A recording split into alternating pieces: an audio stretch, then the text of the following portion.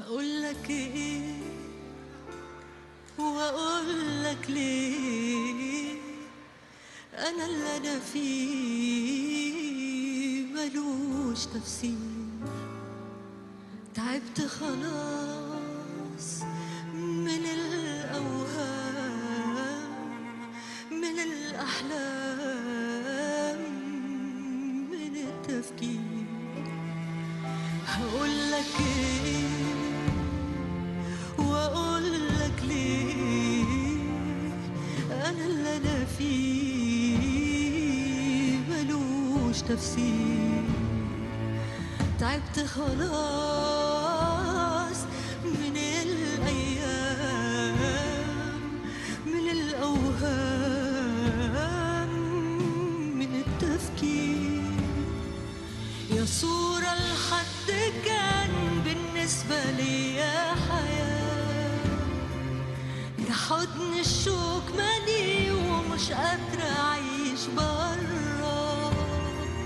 يا صورة لحد كان بالنسبة لي يا حياة، يا حضن الشوك مالي ومش قادرة أعيش برا.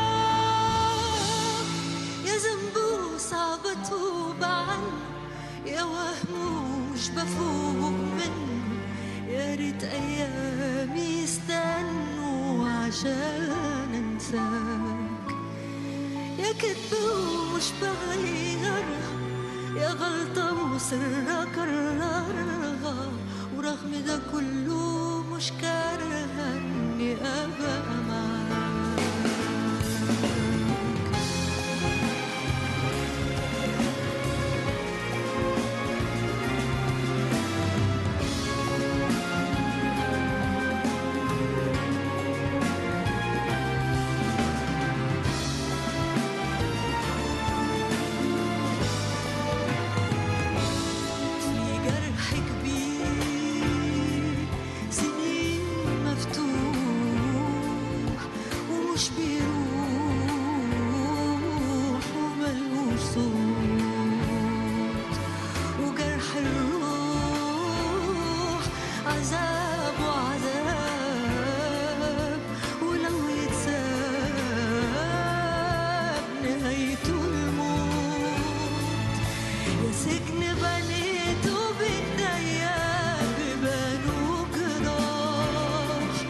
عشان ما اخرجش